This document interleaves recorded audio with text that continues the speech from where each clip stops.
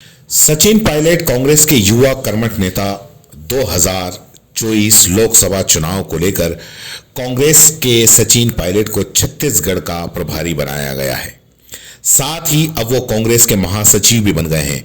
सचिन पायलट को छत्तीसगढ़ की कमान सौंपने के बाद राजस्थान में सियासी चर्चा इस बात पर होने लगी कि पायलट को प्रदेश के बाहर क्यों भेजा गया। कहीं ये गहलोत वर्सेस पायलट का नतीजा तो नहीं।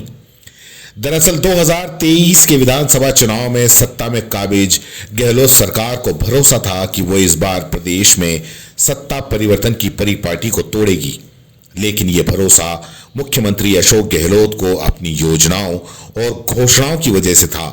मगर 3 दिसंबर के नतीजों में कांग्रेस को उम्मीद के अनुसार परिणाम नहीं मिले और अब वो प्रदेश में विपक्ष की भूमिका में नजर आएगी। अब विपक्ष में नेता प्रतिपक्ष कौन होगा, ये सवाल सभी के जहन में है। माना जा रहा है कि सचिन पायलट को बड़ी भूमिका दी जा सकती है, लेकिन अब उनके छत्तीसगढ़ प्रभारी बनाए जाने से उनका नाम तो रेस के बाहर हो चुका है। लेकिन अब उनके राजस्थान में विपक्ष में रहते हुए संघर्ष को फिर से याद किया जाने लगा है। आपको बता दें कि 2013 में कांग्रेस केंद्र और प्रदेश दोनों ही जगह में थी। प्रदेश में मुख्यमंत्री थे अशोक गहलोत, वहीं सचिन पायलट केंद्र की सरकार में मंत्री थे। साल के अंत में प्रदेश में विधानसभा के चुनाव होते हैं और यहां गहलोत सरकार को बड़ी शिकस्त मिली। सत्ता पर काबिज कांग्रेस को 200 सीटों वाली विधानसभा में महज 21 सीटें ही मिल पाती हैं। वहीं बीजेपी प्रचंड बहुमत के साथ में 163 सीटों पर कब्जा करती है। इतनी करारी हार के बाद आला कमान ने प्रदेश कांग्रेस का नेतृत्व युवा हाथों में सौंपने का मन बनाया और ये जिम्मेदारी दी केंद्र के मंत्री सचिन पायलट को प्रदेश कांग्रेस का अध्यक्ष बनाया। वहीं रामेश्वर डूडी को नेता प्रतिपक्ष, रामेश्वर डूडी सदन में, तो वहीं सचिन पायलट ने सड़कों पर मोर्चा संभाला और वसुंधरा सरकार को घेरने में कोई कोर कसर नहीं छोड़ी।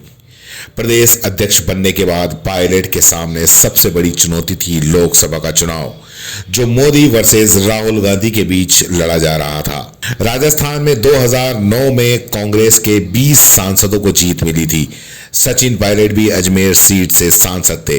2014 में भी पायलट ने अजमेर सीट से दावेदारी पेश की थी, लेकिन मोदी लहर ने पायलट के साथ ही 24 अन्य सीटों पर कांग्रेस को हार का सामना करना पड़ा। ये पायलट की बतौर प्रदेश अध्यक्ष बड़ी हार थी। लेकिन हाँ, इसके बाद प्रदेश में जितने भी उपचुनाव हुए वहां पायलट को हार का सामना नहीं करना पड़ा। यहां तक कि 2018 में लोकसभा की 2 सीटों पर जब उपचुनाव हुए तो वहां भी पायलट कांग्रेस को जीत दिलाने में कामयाब रहे। 2014 में अध्यक्ष बने पायलट के सामने चुनौती थी मोदी लहर और प्रचंड जीत के साथ सत्ता में आई राज्य सरकार। 2018 के विधानसभा चुनाव में पायलट के नेतृत्व में चुनावी मैदान में उतरी कांग्रेस ने यहां भी जीत हासिल की। लेकिन अब सवाल उठा मुख्यमंत्री का, तो वहां बाजी मार ले गए अशोक गहलोत।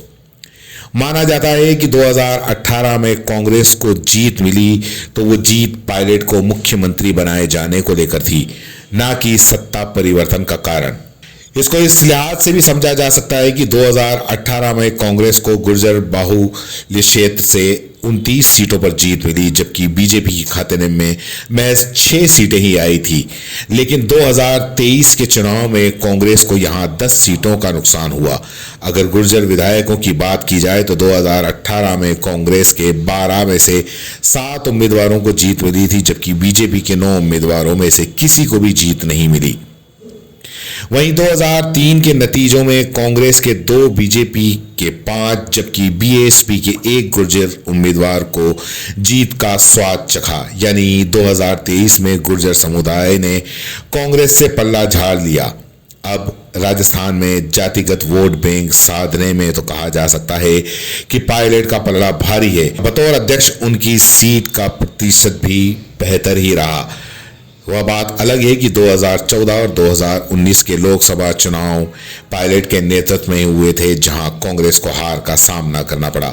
लेकिन 2019 में कांग्रेस की इस करारी हार की वजह भी पायलट को मुख्यमंत्री नहीं बनाया जाना ही माना जाता है।